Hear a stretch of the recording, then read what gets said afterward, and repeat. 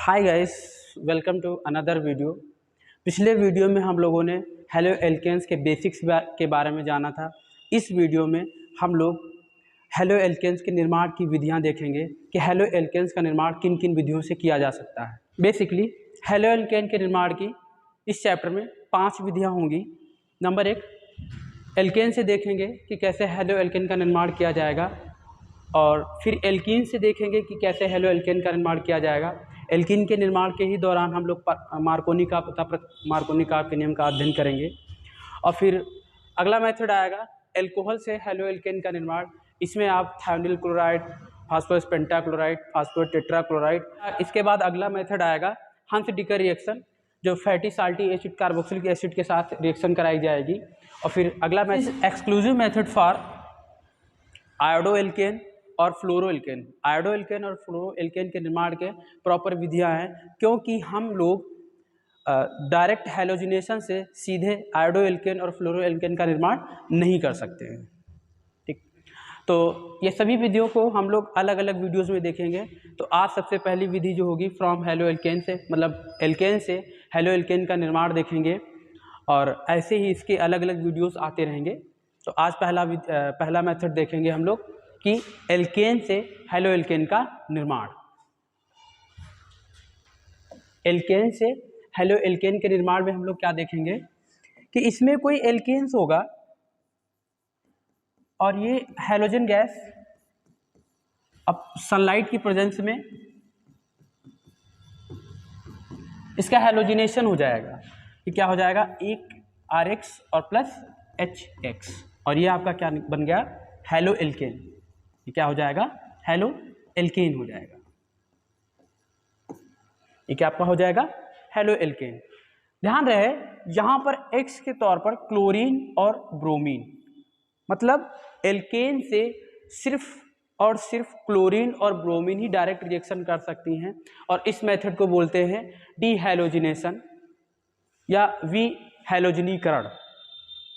इस रिएक्शन की अगर क्रियाविधि की बात की जाए तो इस रिएक्शन की जो मैकेनिज्म होगी वो कैसी होगी, फ्री रेडिकल मैकेनिज्म। इसकी जो मैकेनिज्म होगी वो कैसी होगी, फ्री रेडिकल मैकेनिज्म होगी, मुक्त मूलक कैटेगरी की। इसके बारे में भी आराम से परिचर्चा करेंगे।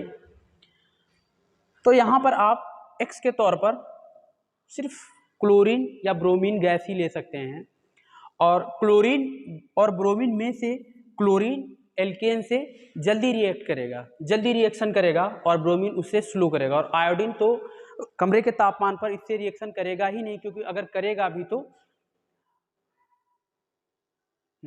अगर आयोडीन एल्केन से रिएक्शन करेगा भी तो वो अपक्रिया कैसी होगी, उत्क्रमणीय हो जाएगी, रिवर्सिबल हो जाएगी। आइए एक एक रिएक्शन के बारे में हम लोग परिचर्चा करते हुए आगे बढ़ते हैं।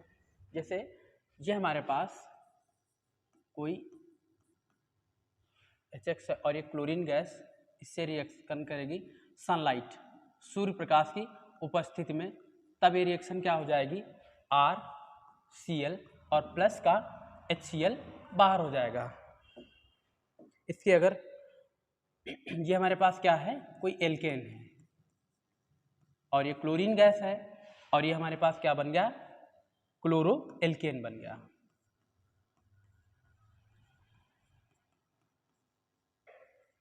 Chloro alkane. अब अगर इसके एग्जाम्पल की बात की जाए, जैसे हमारे पास मेथेन है, मेथेन का अगर क्लोरीनीकरण कराया जाए, क्लोरीनीकरण सनलाइट की प्रेजेंस में,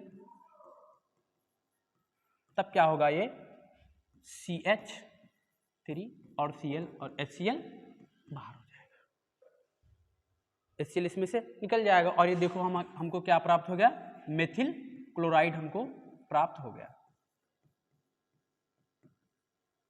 अगर इसके रिएक्शन को और आसानी से समझने की कोशिश करें, जैसे मेथेन का स्ट्रक्चर हमारे पास ये था, हाइड्रोजन हाइड्रोजन यहाँ पे लगा हुआ था, और ये क्लोरीन था।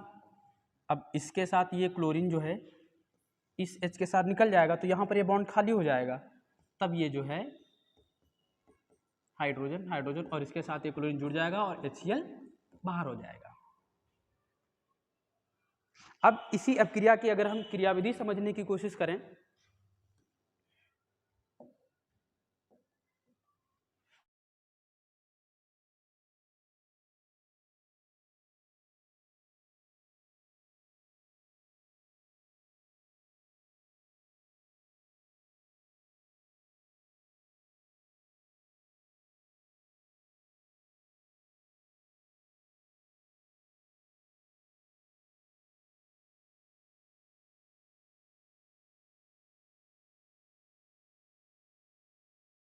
आइए इस अभिक्रिया की क्रियाविधि के बारे में समझते हैं।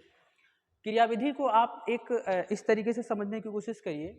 क्या होता है कि कोई भी जब रिएक्शन हो जाती है तो उसके रासायनिक गुणों के आधार पर तत्वों के अपक्रिया करने की एक कहानी बनाई जाती है, एक घटना घटित की जाती है कि इस तत्व ने ऐसा किया होगा। तो उसी को क्या बोला जा सकता है, क्रियाविधि बोले जा सकते हैं कि उसके रासायनिक गुणों के अनुमान पर, आधार पर कि ऐसा हुआ होगा, उस आधार पर उसकी क्रियाविधि लिखी जाए। तो क्रियाविधि में देखा जाए तो जो इस अपक्रिया की क्रियाविधि होगी वो फ्री रेडिकल्स पर आधारित होगी। फ्री रेडिकल अर्थात मुक्त मूलक। देखिए सबसे पहले क्या हुआ होगा, फर्स्ट स्टेप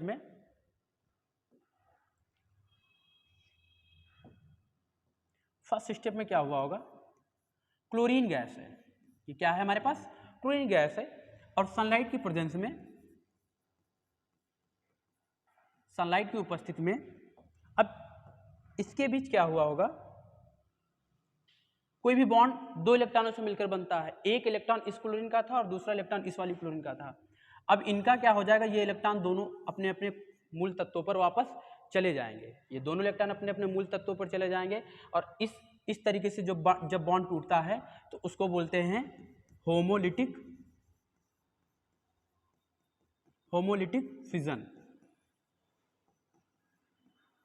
हिंदी में बोले तो समविदलन। समविदलन, विदलन का मतलब होता है बंध का टूटना।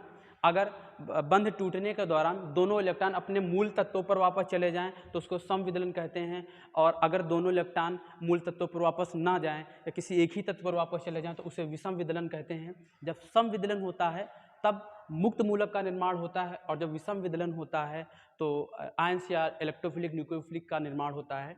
तो यहाँ पर क्या होगा कि क्लोरीन के बीच जो होगा मुक्त समविदलन होगा, जिसके कारण ये मुक्त मूलक बन जाएंगे। क्या बन जाएंगे, मुक्त मूलक बन जाएंगे। और ध्यान रखना समविदलन उन्हीं तत्वों के बीच होता है, उन्हीं तत्वों के बंधों के बीच होता है जिनकी विद्युदात्मकता का अंतर लगभग जीरो हो, या मान के चलिए उनकी विद्युदात्मकताएं लगभग बराबर हो, नियरली सेम होना चाहिए। तब क्या होगा, वहां पर उनका जो बंध टूटने का क्रम होगा वो समविदलन होगा या होमोलिटिक फिजन होगा। अब ये क्या हो गए, मुक्त मूलक हो गए, इनको बोला जाएगा फ्री रेडिकल्स।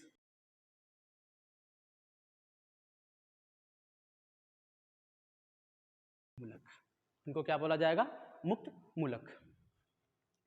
अब इसके बाद देखिए मुक्त मूलक की खास बात एक और होती है, ये पैरामैग्नेटिक होते हैं नेचर में, और दूसरी बात ये होती है ये अनस्टेबल बहुत होते हैं, इनमें स्थायित्व बिल्कुल नहीं होता है।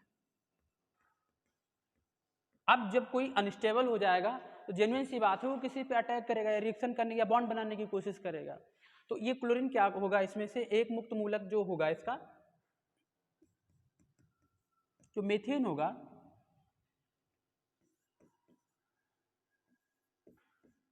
इस पर क्या करेगा, ये अटैक करेगा, ये मुक्त मूलक। और ये मुक्त मूलक क्या होगा, अब देखो यहां पर भी जो इनके बीच बॉन्ड टूटेगा तो ये इलेक्ट्रॉन इसके पास जाएगा और ये वाला इलेक्ट्रॉन इसके पास चला जाएगा, हाइड्रोजन के पास। अब जब ये इनके बीच बॉन्ड टूटेगा तो ये देखो जो मेथिल है ये भी फ्री रेडिकल्स की तरीके से बन जाएगा, और ये फ्री रेडिकल बन जाएगा, और ये जो बॉन्ड दोनों जो है मिलकर अलग हो जाएंगे HCl। और ये जो है मेथिल फ्री रेडिकल बचा हुआ है, इसके ऊपर अभी क्लोरीन का एक फ्री रेडिकल और बचा होगा, वो अटैक करेगा और फिर ये दोनों जुड़कर क्या बना लेंगे, CH3Cl, मेथिल क्लोराइड। ये इसकी क्रियाविधि है, और इसकी क्रियाविधि किस आधार पर है, मुक्त मूलक क्रियाविधि के आधार पर इसमें है। तो इस क्रियाविधि में हमने देखा कि इसका माध्यमिक यौगिक क्या बन रहा था, मुक्त मूलक बन रहा था। कार्बन किस फॉर्म में आ रहा था, मुक्त मूलक के रूप में। और मुक्त मूलक की खास बात यह होती है कि वो स्थायी नहीं होता है, अस्थायी अनस्टेबल सबसे ज़्यादा होता है, बहुत ज़्यादा अनस्टेबल हो जाता है, इसीलिए वो रिएक्शन बहुत जल्दी करने की कोशिश करता है। अब थोड़ा मुक्त मूलकों के बारे में समझ लिया जाए। जो फ्री रेडिकल्स होंगे मुक्त मूलक होंगे।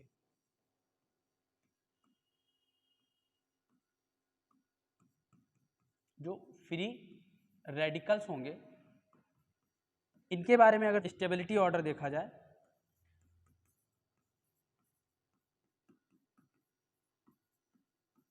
स्टेबिलिटी ऑर्डर अगर देखा जाए तो 3 degree free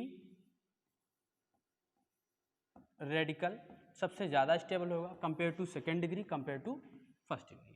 3 degree free radical सबसे ज़्यादा स्टेबल, सेकेंड डिग्री उससे कम और फर्स्ट डिग्री सबसे कम स्टेबल होगा। अब इस प्रोसेस पे एक क्वेश्चन अगर आपसे इस तरीके से कभी पूछ लिया जाए, जैसे आपके पास ये R है और इसका आपने क्लोरीनेशन करा दिया इन प्रेजेंस ऑफ सनलाइट, तो आपके पास ये बन गया RCl प्लस HCl। अब क्वेश्चन आपसे ये पूछा जा सकता है ऑप्शन के फॉर्मेट में कि जो R होगा इनमें से क्या हो सकता है। R जो होगा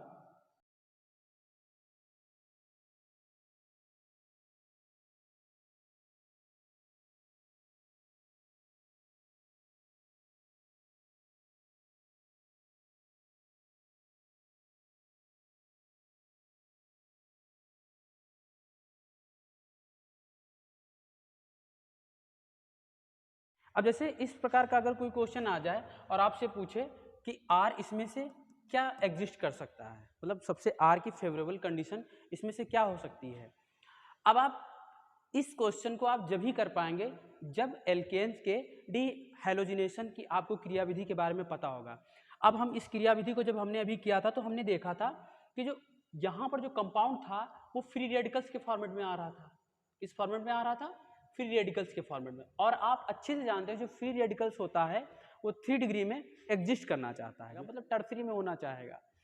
अब यहाँ पर ये हो ही नहीं सकता क्योंकि ये तो प्राइमरी है, और यहाँ पर ये कम वाला 2 डिग्री होगा और ये वाला 3 डिग्री होगा, और ये वाला भी प्राइमरी ही कैटेगरी से होगा। तो देखा जाए फ्री रेडिकल्स ये वाला सबसे ज़्यादा फेवरेबल कंडीशन में होगा क्योंकि ये 3 डिग्री का है और ये सबसे ज़्यादा स्टेबल होगा, इसलिए ऑप्शन आपका सी वाला होगा। क्रियाविधि से हमारे पास ये प्रॉफिट हमको मिलता है कि हम ये समझ सकते हैं कि यहाँ पर कौन सा कंपाउंड बन रहा है मीडिएटर। अगर यहाँ पर कोई ट्रांजिशन कंपाउंड जैसे मान के चलिए बन रहा होता, अगर यहाँ पर फ्री रेडिकल्स ना बनकर कोई ट्रांजिशन कंपाउंड बीच में बन रहा होता, अगर ट्रांजिशन कंपाउंड बन रहा होता तो वहां पर हिंड्रेंस इफेक्ट लगने के कारण आंसर फिर ये वाला हो जाता, तब ये वाला नहीं होता। इसीलिए क्रियाविधि को समझना बहुत जरूरी है, इवन वो सिलेबस में हो या ना हो। क्रियाविधि से हम क्या समझ सकते हैं कि उससे हर एक तत्व के गुणों के बारे में समझ सकते हैं, जिसके कारण एग्जाम में आने वाले क्वेश्चन को हम टैकल कर सकते हैं। तो अगली बात करते हैं, अब अलग अलग से विस्तृत बात करेंगे क्लोरीनेशन का। सबसे पहले हम किसका अध्ययन करेंगे, क्लोरीनेशन का।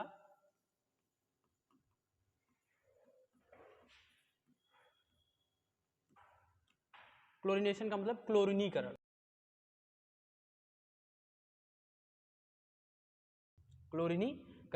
क्लोरीनीकरण में क्या होगा, ये एल्केन से बहुत जल्दी रिएक्शन करेगा, ये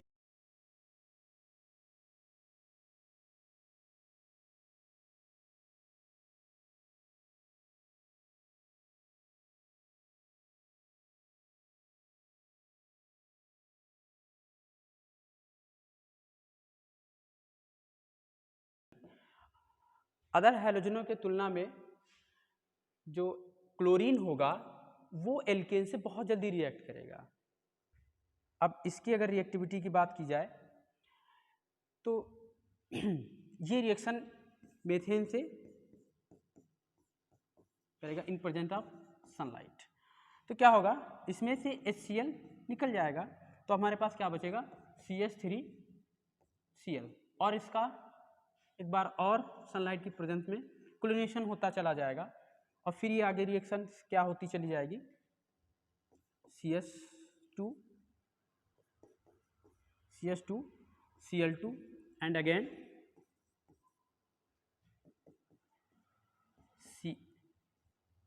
CHCl3 एंड अगेन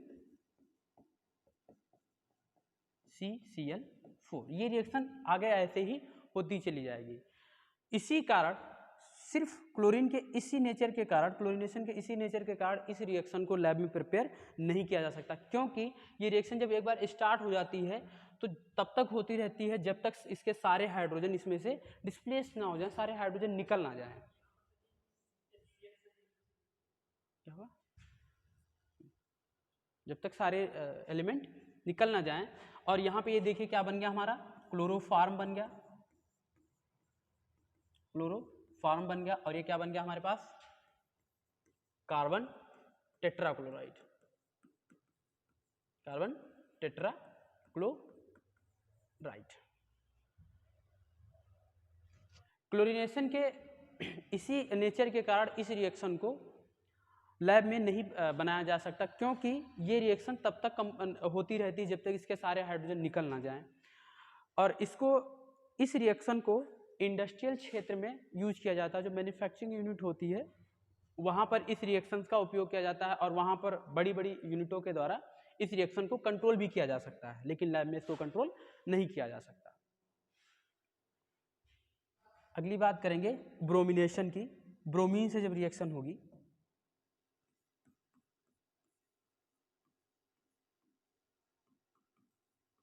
अगर हम ब्रोमिनेशन की बात करें, ब्रोमिनीकरण, जब ब्रोमीन से रिएक्शन होगी तो इसकी भी प्रॉपर्टीज, ये भी रिएक्शन क्या करेगा, सिमिलर एज क्लोरीन। एल्केन से रिएक्शन करने के दौरान जो गुण क्लोरीन दिखाता है लगभग सारी वही प्रॉपर्टीज ब्रोमीन दिखाता है। बस फर्क ये है कि क्लोरीन जल्दी रिएक्शन कर लेता है एल्केन से कंपेयर टू ब्रोमीन, और ब्रोमीन थोड़ा स्लो रिएक्शन करता है एल्केन से, लेकिन बाकी अदर प्रॉपर्टीज लगभग सारी वही होती हैं। अतः हम इस रिएक्शन, जैसे हमारे पास CH3 और प्लस का Br2 है, अब ये जो रिएक्शन होगी तो क्या हो जाएगा, ये CH3 CH2 Br और प्लस का HBr, ये हमारे पास क्या बन जाएगा, एथिल ब्रोमाइड। इस रिएक्शन को और थोड़ा अलग से समझने के लिए देखिए क्या हुआ होगा।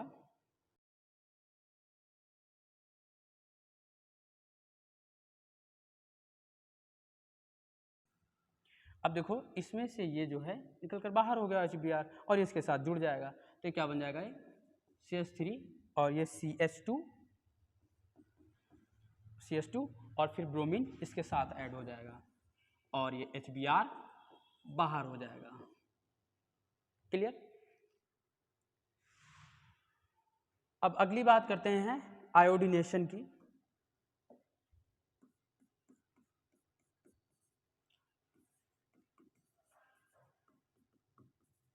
एल्केन जब आयोडीन से रिएक्शन करेंगे तब कौन सी प्रॉपर्टी दिखाएंगे।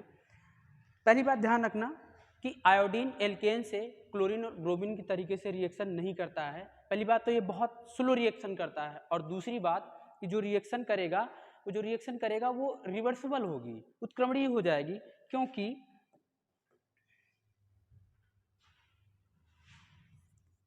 CH4 प्लस I2 आयोडीन ले लिया जाएगा तो ये क्या हो जाएगा, CH3I और प्लस का HI।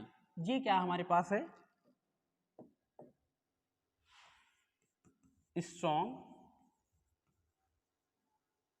रिड्यूसिंग एजेंट है, स्ट्रॉन्ग रिड्यूसिंग एजेंट है। ड्यू टू दिस, इसके कारण ही ये रिएक्शन क्या हो जाएगी, वन डायरेक्शन ना होके दोनों डायरेक्शनों में कंप्लीट होगी, ये फॉरवर्ड भी होगी और ये बैकवर्ड भी होगी। तो इस रिएक्शन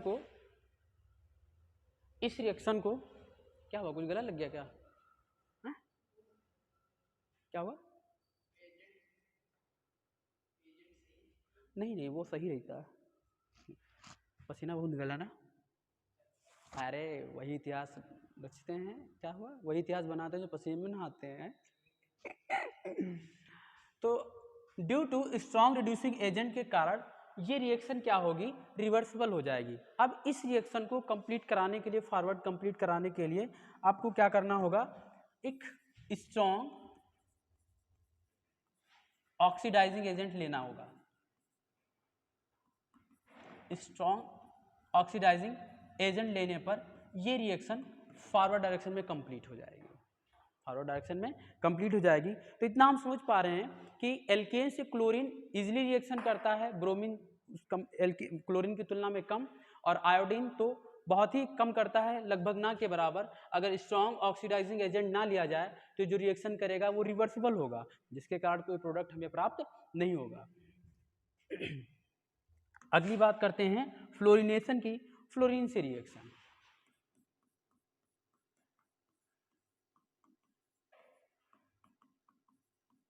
फ्लोरीनेशन की अगर रिएक्शन देखें तो फ्लोरीनेशन अगर एल्केन से रिएक्शन कर दे तो क्या हो जाएगा, एक्सप्लोजिव हो जाएगा। क्या हो जाएगा, एक्सप्लोजिव, अर्थात विस्फोट हो जाएगा। इसीलिए ये रिएक्शन होती ही नहीं है, होती है विस्फोट, इसको लैब में बनाया ही नहीं जा सकता, चाहे जहाँ ये की जाए रिएक्शन, जहाँ की जाएगी वहाँ ये विस्फोट कर देगा।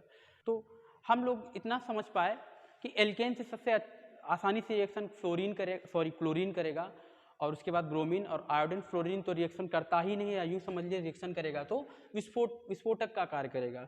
अतः हम रिएक्टिविटी ऑर्डर देखें।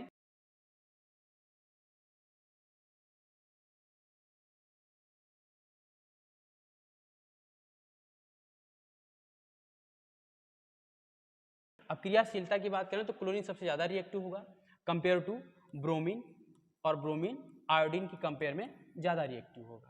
तो ये सभी मेथड थे एल्केन से हैलो एल्केन्स बनाने के लिए।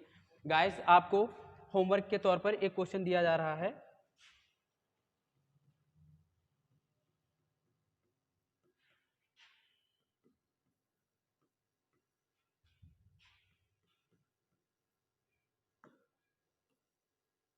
इस रिएक्शन को कंप्लीट कीजिए और इसकी मैकेनिज्म भी लिखिए।